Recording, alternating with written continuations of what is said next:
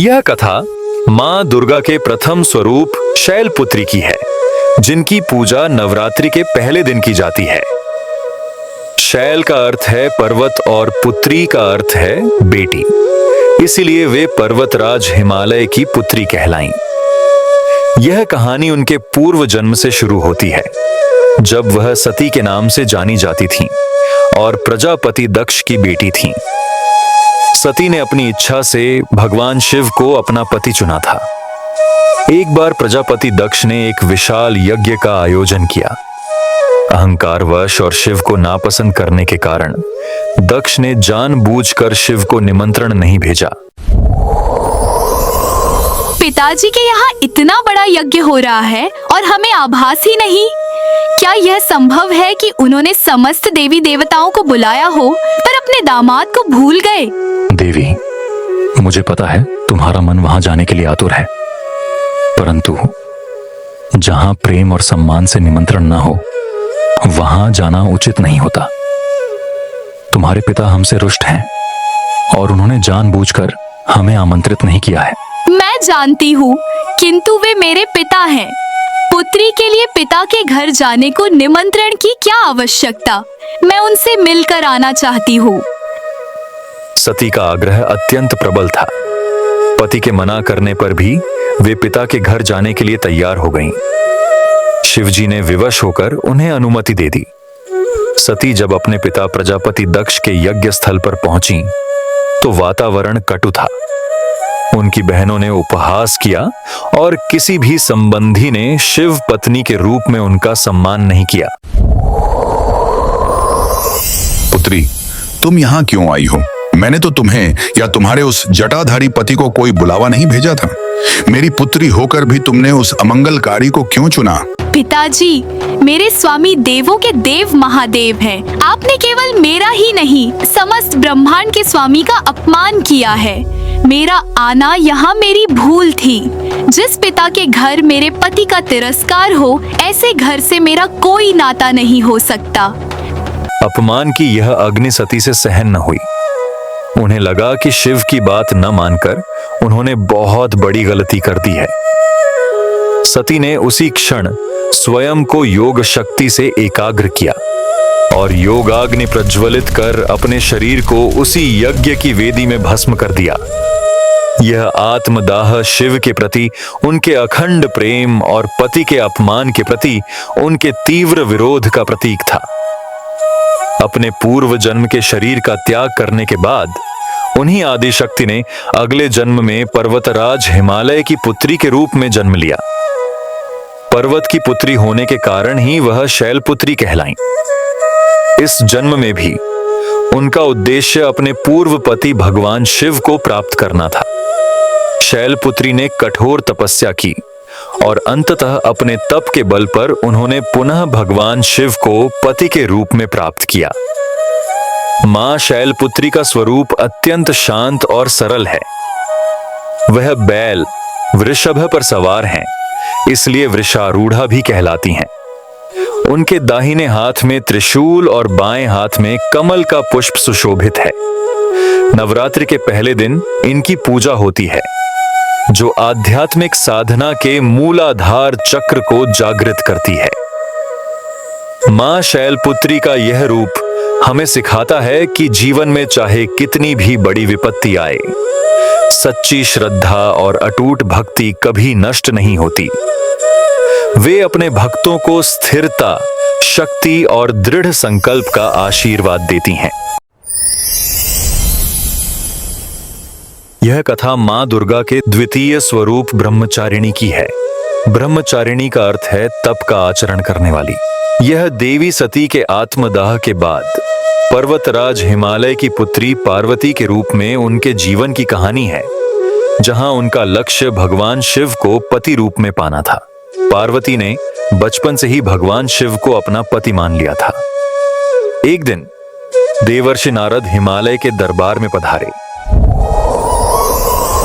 पुत्री पार्वती, यदि तुम कैलाशपति शिव को अपना पति बनाना चाहती हो तो तुम्हें घोर तपस्या करनी होगी।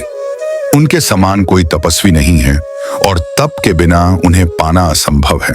देवर्षि, मेरा मन पहले ही महादेव को समर्पित है। मैं उनकी इच्छा के अनुरूप कठोर तपश्चारिणी बनूंगी। मुझे आपका उपदेश स्वीकार है।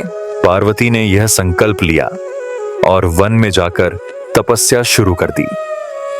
उनका उद्देश्य स्पष्ट था, शिव को प्राप्त करना। पार्वती ने वन में जाकर अपनी तपस्या प्रारंभ की। यह तपस्या इतनी कठिन थी कि इसकी कल्पना करना भी मुश्किल है। उन्होंने हजारों वर्षों तक तप किया, जिससे उनका शरीर धीरे धीरे क्षीण, कमजोर होता गया। पहले 1000 वर्षों तक उन्होंने केवल फल और फूल खाकर जीवन बिताया। फिर अगले 100 वर्षों तक वह केवल शाक, सब्जियों पर ही निर्भर रहीं। उन्होंने खुले आकाश के नीचे वर्षा, प्रचंड धूप और कड़ाके की ठंड के कष्ट सहे, पर अपने आसन से नहीं हिलीं। उन्होंने वर्षों तक उपवास रखा और अंततः खाने के लिए सूखे बिल्व पत्र भी छोड़ दिए।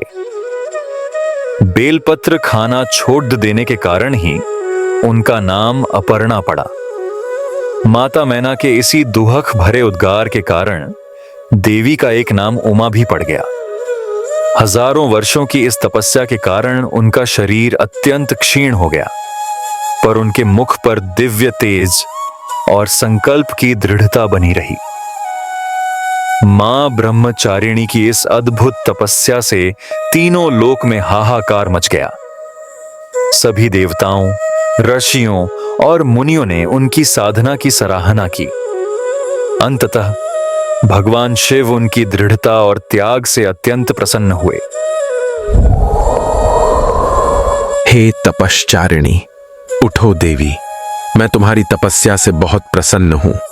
ऐसा घोर तप इस संसार में किसी और के लिए संभव नहीं था। तुम्हारा संकल्प और त्याग अद्भुत है। तुम्हारी मनोकामना अवश्य पूर्ण होगी। मैं तुम्हें पत्नी रूप में स्वीकार करता हूं। इस प्रकार अपने अदम्य संकल्प और कठोर तप के कारण देवी पार्वती का यह स्वरूप ब्रह्मचारिणी के नाम से विख्यात हुआ।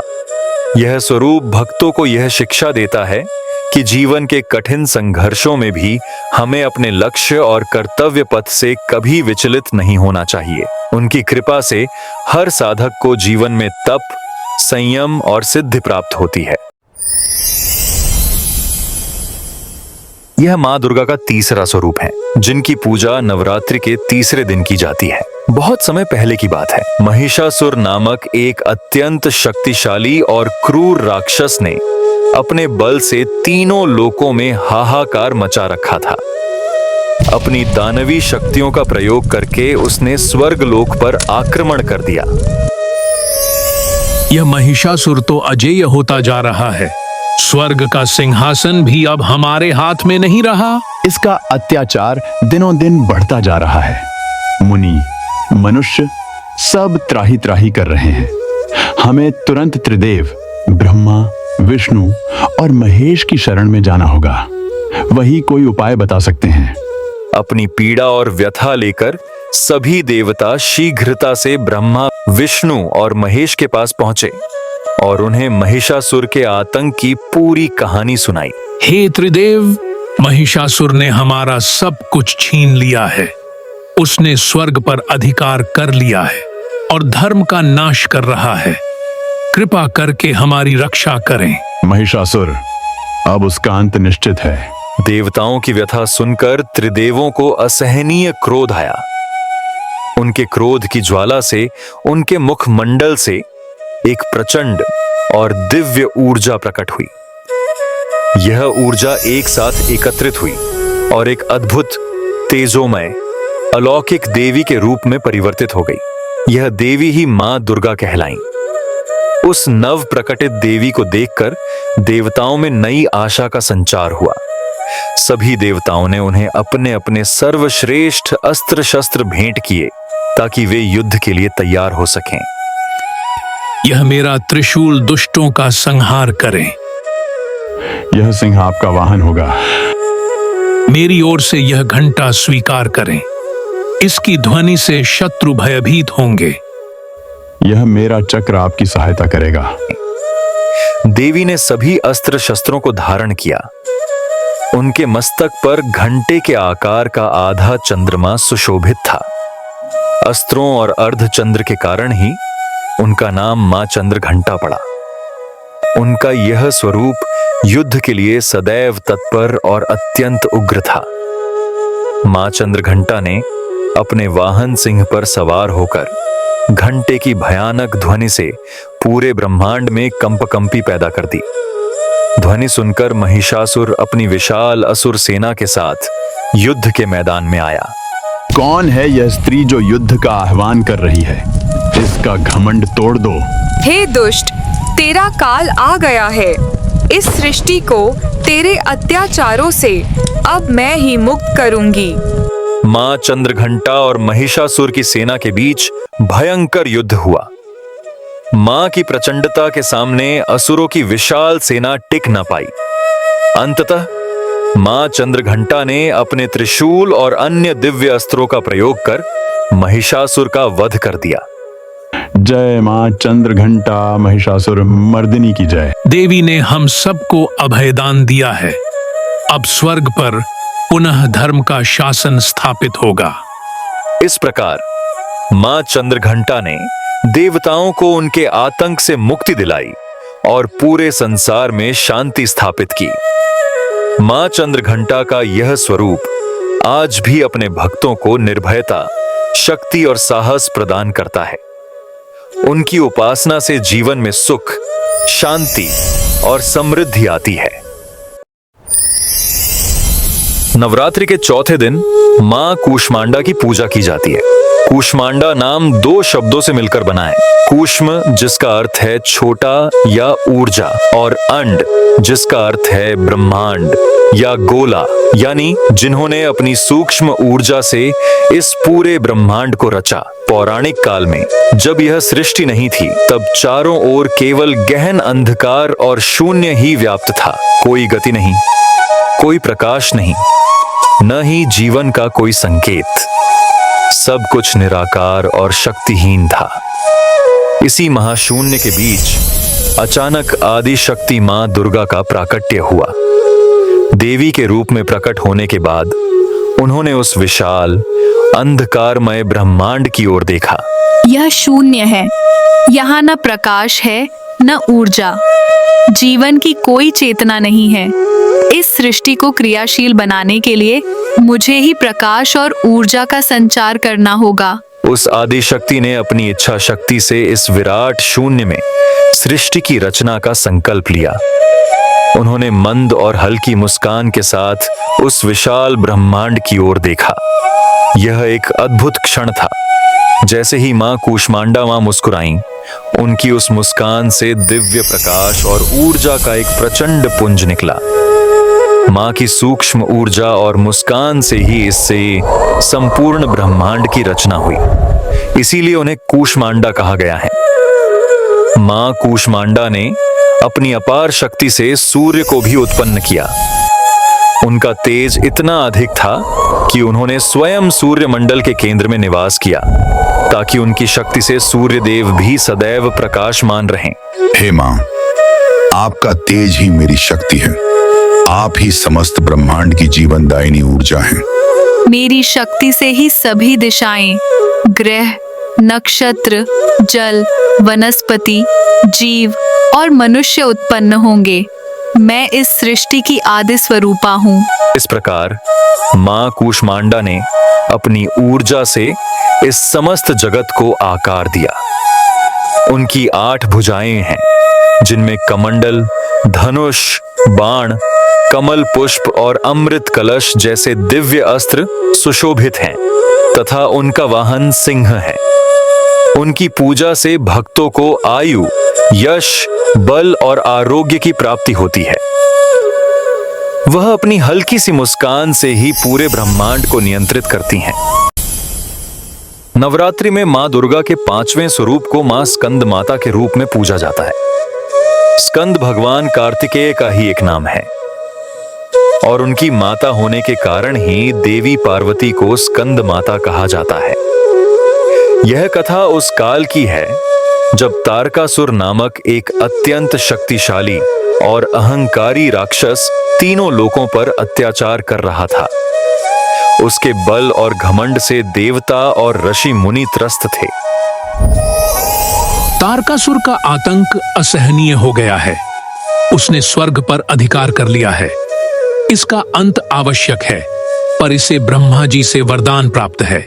हाँ, ब्रह्मा जी ने कहा था कि इसकी मृत्यु केवल भगवान शिव के पुत्र के हाथों ही होगी, पर इस समय महादेव तो गहन तपस्या में लीन है। सती के देह त्याग के बाद उनका विवाह असंभव प्रतीत होता है। तारकासुर ने इसी वरदान के बल पर स्वयं को अमर मान लिया है। देवताओं ने भयभीत होकर ब्रह्मा जी से सहायता मांगी। ब्रह्मा जी ने उन्हें समझाया कि इस संकट का समाधान केवल शिव और पार्वती के पुत्र से ही हो सकता है। संकट गहरा है, किंतु समाधान भी है। आप सब मिलकर मां पार्वती को प्रेरित करें। वही घोर तपस्या से भगवान शिव को प्रसन्न कर सकती हैं। उनका मिलन ही हमारे लिए विजय का मार्ग खोलेगा। देवताओं के प्रयास और देवी पार्वती की घोर तपस्या के फल से अंततः भगवान शिव ने उनसे विवाह किया। समय आने पर उनके यहां भगवान कार्तिकेय का जन्म हुआ, जिन्हें स्कंद नाम से भी जाना जाता है। अपने पुत्र के जन्म के साथ ही मां पार्वती ने तारकासुर के संहार की तैयारी शुरू कर दी। वह अपने ममतामयी और तेजस्वी स्वरूप स्कंद माता में प्रकट हुईं। मेरा स्कंद इस सृष्टि का रक्षक बनेगा। मैं इसे केवल वात्सल्य ही नहीं, बल्कि ज्ञान और युद्ध कौशल भी दूंगी। यह न केवल मेरा पुत्र होगा, बल्कि देवताओं का सेनापति भी होगा। मां स्कंद माता ने अपने पुत्र स्कंद को स्वयं युद्ध कला और दिव्य अस्त्रों का प्रशिक्षण दिया। इस स्वरूप में उनके बाल रूप स्कंद उनकी गोद में विराजमान थे। 4 भुजाओं वाली कमल के आसन पर बैठी यह देवी सिंह को अपना वाहन बनाती हैं। यह स्वरूप ममता और शक्ति का अद्भुत मेल है। जब स्कंद पूर्ण रूप से युद्ध के लिए तैयार हो गए, तो मां स्कंद माता ने उन्हें देवताओं का सेनापति बनाकर रणभूमि में भेजा। माँ, मुझे आपका आशीर्वाद चाहिए। मैं अपनी शक्ति और आपके दिए गए ज्ञान से तारकासुर का अंत करूंगा। विजयी भव पुत्र। धर्म की रक्षा तुम्हारा कर्तव्य है। मेरी शक्ति सदैव तुम्हारे साथ है। स्कंद ने देवताओं की सेना का नेतृत्व किया। स्कंद और तारकासुर के बीच एक भीषण और निर्णायक युद्ध हुआ। अंततः भगवान कार्तिकेय ने अपने दिव्य तेज और पराक्रम से उस महापराक्रमी राक्षस तारकासुर का वध कर दिया। जय स्कंद माता, जय कुमार कार्तिकेय।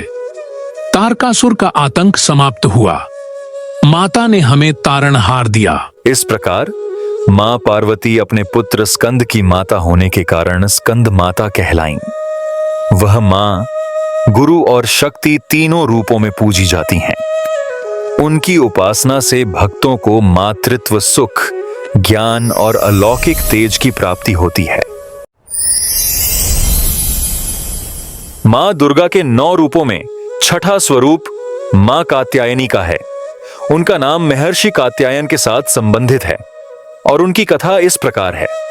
बहुत समय पहले की बात है। कत नामक एक प्रसिद्ध महर्षि थे, जिनके वंश में महर्षि कात्यायन का जन्म हुआ। महर्षि कात्यायन आदिशक्ति भगवती परांबा के परम भक्त थे। उनके हृदय में एक गहरी इच्छा थी। हे माँ, हे आदिशक्ति, मैंने जीवन भर आपकी आराधना की है। मेरी केवल एक ही अभिलाषा है। मैं चाहता हूं कि आप स्वयं पुत्री के रूप में मेरे घर जन्म लें, ताकि मैं एक पिता के रूप में आपका पालन कर सकूं और आपकी सेवा कर सकूं। इस इच्छा को पूर्ण करने के लिए महर्षि कात्यायन ने घोर तपस्या आरंभ कर दी। वर्षों तक वे कठोर साधना में लीन रहे। उनकी तपस्या की शक्ति से तीनों लोक प्रभावित हुए। अंततः उनकी भक्ति से प्रसन्न होकर मां भगवती प्रकट हुई। हे महर्षि कात्यायन, मैं तुम्हारी भक्ति और तप से अत्यंत प्रसन्न हूँ। मैं तुम्हारी प्रार्थना स्वीकार करती हूँ। उचित समय आने पर मैं तुम्हारी पुत्री के रूप में तुम्हारे घर में वास करूंगी। माँ भगवती ने महर्षि को वरदान दिया और अंतर्ध्यान हो गई। समय बीतता गया। इसी बीच पृथ्वी पर महिषासुर नामक महाबलशाली राक्षस का अत्याचार अपनी सीमाएं लांघ गया। उसने देवताओं को पराजित कर स्वर्ग पर भी कब्जा कर लिया। सभी देवता भयभीत होकर त्राहिमाम करने लगे। हे प्रभु, महिषासुर के आतंक से त्राही त्राही मची है। वह किसी भी पुरुष के हाथों नहीं मारा जा सकता। अब हमारा क्या होगा? हमें इस विपदा से कौन बचाएगा? चिंता न करें, अब समय आ गया है कि आदि शक्ति स्वयं अवतार लें। हम सब मिलकर अपने अपने तेज का अंश देकर उस महाशक्ति को उत्पन्न करेंगे जो महिषासुर का वध करेगी। तब ब्रह्मा, विष्णु और महेश सहित सभी देवताओं ने अपने अपने तेज का अंश एक स्थान पर केंद्रित किया, जिससे एक महातेजस्वी देवी का प्राकट्य हुआ। यह देवी सबसे पहले महर्षि कात्यायन के आश्रम में प्रकट हुई, जैसा कि मां ने स्वयं वरदान दिया था। मेरी तपस्या सफल हुई। मां ने अपनी बात रखी। आज मेरे घर स्वयं आदिशक्ति ने कन्या रूप में जन्म लिया है। महर्षि कात्यायन ने सबसे पहले उन देवी की विधिवत पूजा की। महर्षि कात्यायन की पुत्री होने के कारण ही ये देवी कात्यायनी कहलाई। बाद में इसी रूप में उन्होंने महिषासुर का वध कर देवताओं को उनका अधिकार वापस दिलाया और संसार को शांति प्रदान की। मां दुर्गा के 9 रूपों में 7वां रूप मां कालरात्रि का है। यह रूप उनका सबसे उग्र और भयानक माना जाता है, लेकिन यह भक्तों के लिए सदैव शुभ फल देने वाला होता है, इसीलिए इन्हें शुभंकरी भी कहा जाता है। सृष्टि पर एक बार फिर अंधकार छा गया था। शुंभ और निशुंभ नामक 2 महाबली असुरों ने अपनी क्रूरता से तीनों लोकों में हाहाकार मचा दिया था। उन्होंने देवताओं को उनके स्थानों से बेदखल कर दिया था। भयभीत और पराजित सभी देवता अपनी रक्षा की गुहार लेकर कैलाश पर्वत पहुंचे। हे देवाधिदेव, तीनों लोक असुरों के आतंक से त्रस्त हैं। शुंभ और निशुंभ ने हमारा सब कुछ छीन लिया है। अब आप ही हमारी अंतिम आशा हैं। हमारी रक्षा कीजिए। शांत होइए देवगण। इस संकट का निवारण मैं नहीं, बल्कि मेरी शक्ति करेगी। यह कार्य देवी पार्वती को करना होगा, जो अब दुर्गा का रूप लेंगी और अपने भक्तों की रक्षा के लिए राक्षसों का संहार करेंगी। महादेव के वचनों को सुनकर मां पार्वती ने देवी दुर्गा का प्रचंड रूप धारण किया और असुरों से युद्ध करने के लिए रणभूमि में उतरी। उन्होंने शुंभ और निशुंभ की विशाल सेना का संहार करना शुरू किया। तभी युद्ध में रक्त बीज नामक एक भयंकर राक्षस प्रकट हुआ। ओ देवी, तुम मेरा क्या बिगाड़ पाओगी? मेरा वरदान तुम्हें पता नहीं है। मेरे रक्त की एक बूंद भी यदि धरती पर गिरी तो मेरे जैसे लाखों बलवान राक्षस पैदा हो जाएंगे। जैसे ही देवी दुर्गा ने रक्त बीज पर अपने अस्त्र से प्रहार किया, उसके शरीर से रक्त की बूंदें धरती पर गिरने लगीं। और ठीक उसके वरदान के अनुसार हर बूंद से एक और रक्त बीज खड़ा हो गया। पल भर में युद्ध भूमि में लाखों रक्त बीज थे। यह देख सभी देवता और स्वयं मां दुर्गा भी चिंतित हो गए। इस राक्षस का संहार करना असंभव लग रहा है। इसका रक्त धरती पर नहीं गिरना चाहिए। मुझे एक ऐसी शक्ति को प्रकट करना होगा जो काल को भी निगल जाए और अंधकार में भी प्रकाश बनकर उभरे। मां दुर्गा के मुख से एक प्रचंड तेज निकला। यह तेज एक अत्यंत भयावह रूप में परिवर्तित हो गया, जिसका नाम पड़ा मां कालरात्रि। उनका शरीर घने अंधकार के समान काला था। उनके खुले बिखरे हुए केश और गले में विद्युत की तरह चमकती माला थी। 3 नेत्रों से अग्नि की ज्वालाएं निकल रही थीं। वह साक्षात काल का रूप थी। मां कालरात्रि ने रक्त बीज पर प्रहार किया और जैसे ही उसके शरीर से रक्त बहना शुरू हुआ, मां ने एक भी बूंद को धरती पर गिरने नहीं दिया। वह रक्त बीज के शरीर से निकलने वाले सारे रक्त को सीधे अपने मुख में भरकर पीती चली गईं। इस प्रकार रक्त बीज के रक्त से और कोई राक्षस उत्पन्न नहीं हो सका। शक्तिहीन होने पर मां काल रात्रि ने अंततः उस भयंकर राक्षस का वध कर दिया। इस तरह मां काल रात्रि ने अपने भयानक रूप से तीनों लोगों को रक्त बीज के आतंक से मुक्त कराया। वह भले ही भयंकर दिखती हैं, लेकिन अपने भक्तों के लिए वह सदैव शुभंकरी, शुभ करने वाली हैं, जो काल, मृत्यु और अंधकार, भय, अज्ञानता का नाश करती हैं और उन्हें निर्भयता का वरदान देती हैं। मां दुर्गा के 9 रूपों में 8वां स्वरूप मां महागौरी का है। महागौरी का अर्थ है अत्यंत गौर वर्ण वाली। उनकी उपमा शंख, चंद्रमा और कुंद के फूल से की जाती है। वह शुद्धता, शांति और तपस्या की प्रतीक हैं और उनका वाहन वृषभ है। देवी पार्वती ने जब भगवान शिव को पति रूप में पाने का संकल्प लिया तो उन्होंने अति कठोर तपस्या आरंभ की।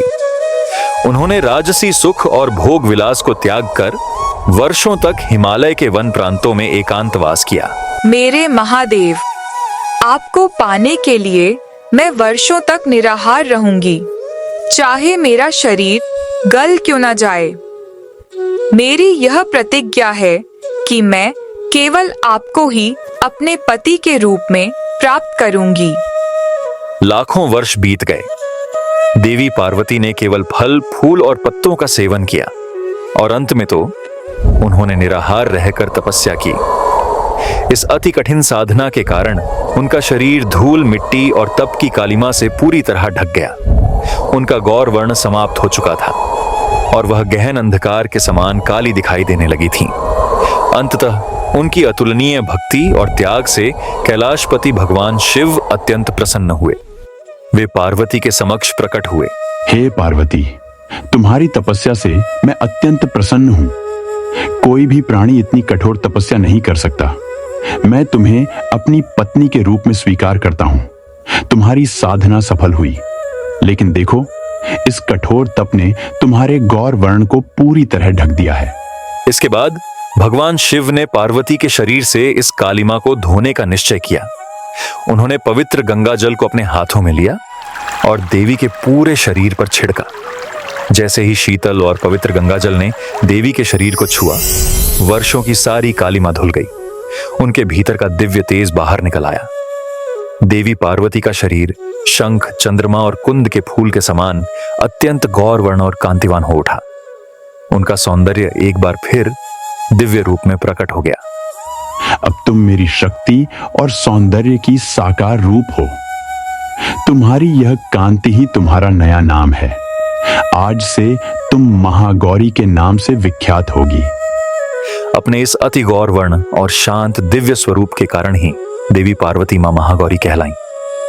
वह शुद्धता, शांति और आत्मशुद्धि का प्रतीक हैं, जो अपने भक्तों को अक्षय सौभाग्य और कल्याण प्रदान करती हैं।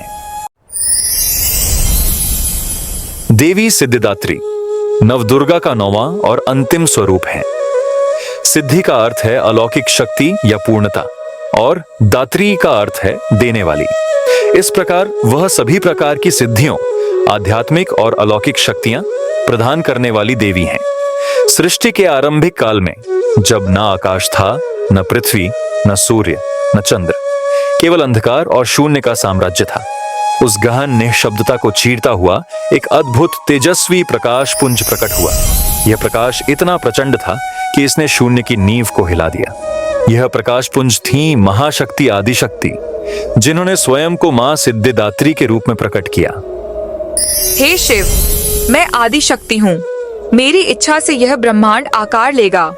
तुम्हें सृष्टि के कल्याण का भार संभालना है। हे महाशक्ति, आपके आदेश को मैं शिरोधार्य करता हूँ, पर यह शून्य विशाल है और मैं अकेला। यह सृष्टि कार्य कैसे संभव होगा? तुम्हें मैं साधन देती हूँ।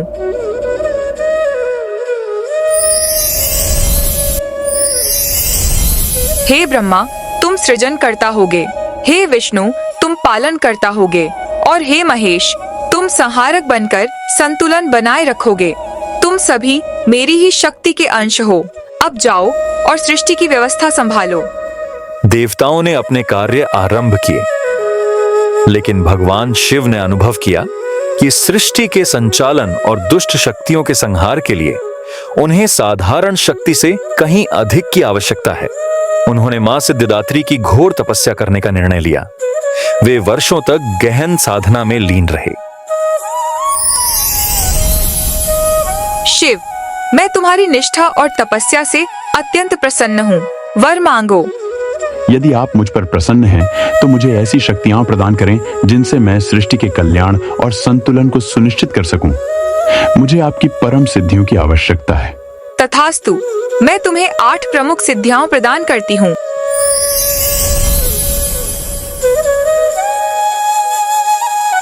अब तुम इन सिद्धियों के स्वामी हो। तुम सूक्ष्म से विराट, हल्के से भारी और हर जगह पहुँचने में समर्थ हो। तुम्हारी भक्ति ने मेरे हृदय को द्रवित कर दिया।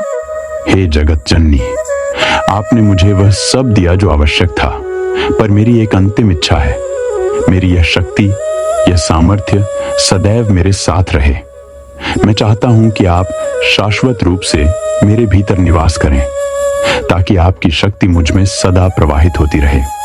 तुम्हारी भक्ति ने मेरे हृदय को द्रवित कर दिया। शिव, तुम्हारा यह प्रेम अटूट है। हे शिव, आज से तुम और मैं एक हैं। जो मेरी उपासना करेगा उसे संसार की सभी सिद्धियां और मोक्ष प्राप्त होगा।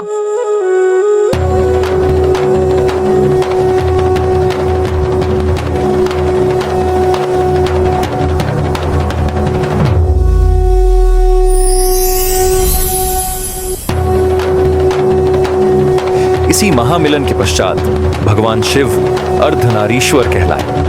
यह स्वरूप घोषणा करता है कि पुरुष शिव और प्रकृति शक्ति एक ही अस्तित्व के 2 अभिन्न अंग हैं, एक दूसरे के बिना अधूरे। इस प्रकार मां सिद्धिदात्री ने सिद्धियों के दाता के रूप में भगवान शिव को वह शक्ति प्रदान की जिसने उन्हें ब्रह्मांड का परम योगी और महादेव बना दिया। उनकी कृपा आज भी हर भक्त को परम सिद्ध की ओर अग्रसर करती है।